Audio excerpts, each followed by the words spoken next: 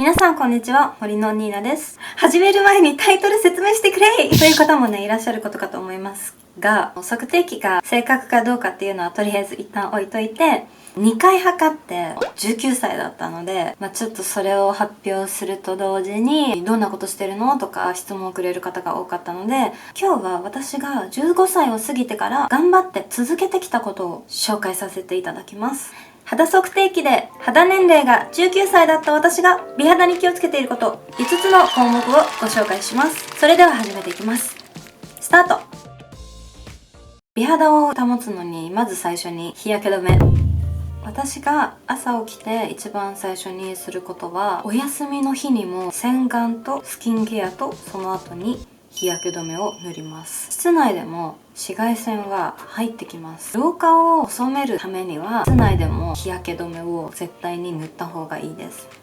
ちょっとめんどくさい話を短くしますね。紫外線 A 波と B 波というものがあるんですけど、両方とも全然種類が違うんですよね。ちょっと先に話しちゃうと、日常生活の紫外線対策にはこの紫外線 A 波を重視しなきゃいけないんですよね。これはですね、届く距離が長いんですよ、とにかく。なんで車のガラス越しからも入ってくるし、窓がある家には紫外線が常に降り注いできます。波長が長く肌の表面じゃなくて肌の奥まで届いてしまうんですよ、 A 波は。で B 波は表面、別名レジャー紫外線と言われていて、レジャー紫外線っていうのは夏に海とか行くと肌の表面が真っ赤になったり皮がむけてしまいますよね。で A 波は肌の奥まで到達してしまう紫外線なので、とってもアンチエイジングに気をつけている人には本当に害が大きい紫外線の種類となってます。もうなんかちょっと偉そうに話してるように聞こえたらすいません。私全然専門家でもないし学者でもないんですけど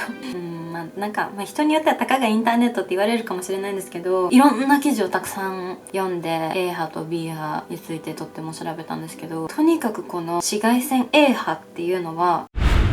見た目じゃわかんないんですよ。すぐにその赤みや炎症が起きないんですよ、 B 波みたいに。これが厄介なんですよ。見た目に出てこないから、この A 波において全然みんな対策をしないというか、その夏は日焼け止め塗るじゃないけど、もう曇りの日でも日焼け止めは塗ってほしいんですよ。別に肌がすぐ黒くなったわけでもないし、炎症が起きたり皮がむけたり赤みが出たりするわけでもないので、 A 波の厄介なところはそこなんですよね。肌の奥に届くっていうのはどういうことかというと、張りと弾力を保ってくれるコラーゲンやエラスチン、ヒアルロン酸の組織をぶっ壊すんですよ、紫外線 A 波は。よく友達と保湿剤何がいいって聞かれるんですけど、日焼け止め絶対塗った方がいいっていう話をするんですよ。日焼け止めって塗ったからといって次の日なんか化粧のりが良くなったっていうわけじゃないので、やっぱ目に見える効果が出ないものって人間やらないんですよね。なんですけど、老化は止められないので守ってあげなきゃいけないんですよ。自分がもう絶対に日焼け止め塗ってください。はい。で、友達にこの間日焼け止め最近塗ってるっていうちょっとおせっかいを私焼いたんですけど、その時にもう絶対うざい友達なんですけど、一緒に岩盤浴行った時にふと思ったんですよね。日焼け止め塗ってるって聞いたんですよ。その前から何度か言ってたんで、って言って、休みの日でもお家の中にいる時に塗った方がいいよって言ったんですけど、その子も美肌というかすっぴんデーを作りたい、ちゃんとケアはしてる子で、でも日焼け止めの刺激も実際どうなのって私は気になるんだよねって言ってて、すっごいわかるんですよ。私もそれすごい疑問に思ってたので。でも日焼け止めから受ける刺激と紫外線が与える肌の奥にあるコラーゲンとエラスチン、ヒアルロン酸を作り出す組織をぶっ壊されるのと、どっちを取るって話なんですよね。はい、そりゃそうですよね。はい。伝わってるといいんですけど、もうじゃあ全部省いてもいいから日焼け止めだけは塗ってほしいって思うぐらい日焼け止めが大事だと思ってます。ちょっとかなりね、日焼け止めについて話が長くなりすぎてしまったんですけど、次、丸2、クレンジング。はい、クレンジング、洗顔。私的には保湿剤よりも自分に合ったクレンジングを探すのがすごく時間がかかりました。はい、なんかすごい探すのがね大変でした。はい、最終的に私の場合はクレンジングバームかジェルタイプのものが私の肌と私の性格的にはこの2つが合いました。なぜかというとクレンジングの後に洗顔が必要ないっていうのと、流した時にもうすぐ流れるもの、はい、ずっと流れてんのか流れてないのかわからないみたいな感じだと結局落ちきってなかった場合、落としてるのに余計なんか毛穴が詰まっちゃう、毛穴のね古い皮脂が詰まっちゃって余計肌が汚くなっちゃうじゃないですけど、で角栓っていうのは皮脂と古い角質が混ざって詰まったものが角栓っていうんですけど、そういったものを落とさずにいると毛穴がどんどん黒ずんでいっちゃうので、角栓っていうのはこれはちょっとクレンジング洗顔の話の中に入るのかちょっと一応話させていただくと、なんか黒ずんでも絶対取らないでください。きちんとクレンジングで肌をきれいに落としていれば黒ずみは必ず改善されます。はい、私も小鼻とかの黒ずみとか気になってたんですけど、クレンジングをとにかく探しました。で剥がすシート絶対使わなかったです。なんか絶対肌に良くなさそうと思って、取れたところでなんですよね。角栓を取ることが目的じゃないの、その黒ずみをきれいにしなきゃいけないっていうところで、とにかく私はクレンジングを探しました。自分に合うものを。クレンジングの私の選び方、いろんな人の YouTube 見たりいろんな人のブログ読んだり、自分の肌タイプと合うその人と意見が合うな、わかる、この悩みわかるみたいな人を見つけて、その人が使ってよかったって思うものをいろいろ試しました。それでも見つからなかったらもう本当に試し続けるってところですね。最初は大変ですけど、肌の自分の年齢別とか季節に合わせて変えてます。今はねそのゼロのクレンジングバームとピンシャーのジェルタイプ、多分ジェルタイプのクレンジングなんですけど、この2つを使ってます。ピンシャーはね費用に教えてもらって、ゼロのクレンジングバームはたまたま韓国の空港で見つけました。+3保湿、なんか当たり前すぎること言って申し訳ないです。クレンジングと同じくらい大事なことですよね。いかに保湿をすることによってどれだけのメリットが待っているかっていうことを話したいと思います。まず一番最初のメリットは毛穴ですよね。でもちょっとさっきねクレンジングの話をしてる時とかもちょこちょこ毛穴の話もしてたと思うんですけど、ちょっと待てずにねこの3番で話そうと思ってたことはちょっとクレンジングでバーッとたくさん話しちゃったんですけど、なんか私黒ずみとか、もう気になってた時期もあったし、でも範囲が狭いんですよね。なんかここは本当にほとんどなんかニキビとかもあんまできたことなくてなんですけど、1個ニキビできるともうそこばっかり目立つし気になるし、気になるとどんどん触っちゃうから、だからすぐさま撃退します。どうやって？もう保湿とクレンジング、この2つだけです。もうニキビも毛穴ももうクレンジングと保湿、これだけ。もう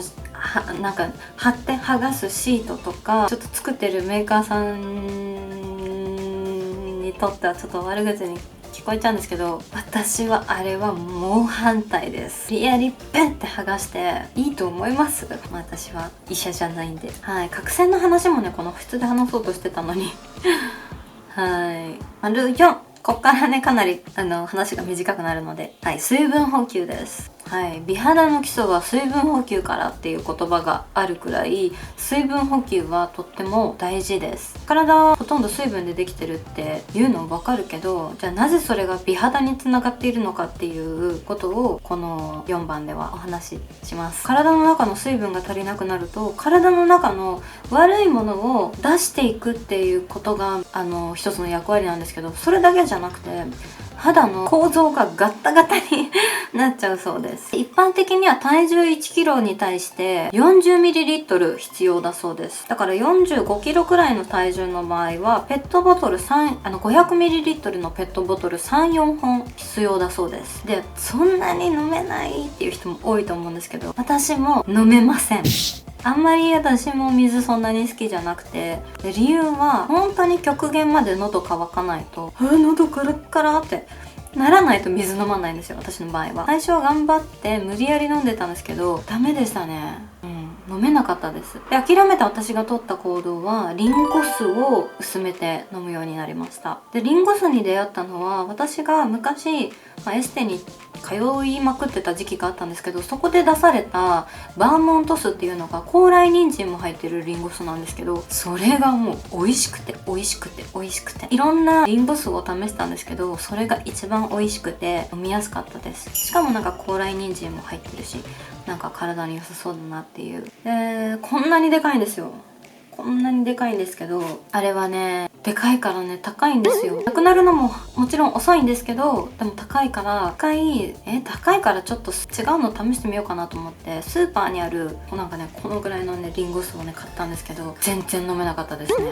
もうそのリンゴ酢に慣れちゃったので。でも水分補給本当に私コップ2杯ぐらいでいいんですよ、水。本来なら乾かない、喉乾かないんで。で飲まない日もあるんですよ。やばいですよね、死にますよね。そのぐらいもう異常なんで、もう体がおかしいんですよ。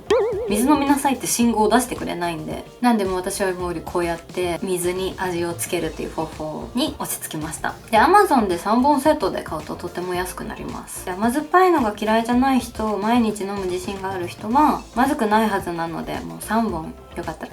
買っちゃってください。はい、続いて最後になります。長い間お疲れ様です。はい、睡眠です。私の場合は最低7時間絶対に寝ます。7時間寝なかった場合、私がどうなるかというと起き上がれないです。なんかもうずっとって感じになりますですが、最低7時間は寝るって言った手前言いづらいんですけど、私すっごい寝つき悪くて睡眠の質もそんなに良くないことが悩みなんですけど、でもそれってリズムを整えることによって改善されるというのを分かってからは、最近はとても睡眠の質がいいです。それが崩れるとね、また睡眠障害みたいな感じで襲われるんですけど、でまずそれを改善したのが、寝る直前の行動はなるべく一定させる。これが私の睡眠への改善方法でした。今日保湿っていう項目もあったので、最後に私が最近使ってるおすすめのミストを紹介します。これは案件じゃないですよシュウエムラのフェイスミストなんですけど、すっごいねいい匂いなんですよ。匂いかーいってとこなんですけど、これなんか化粧水となんかオイルも含まれていて、こうやって振って、こんな感じで振って、はい、こんな感じでね、いい匂いです。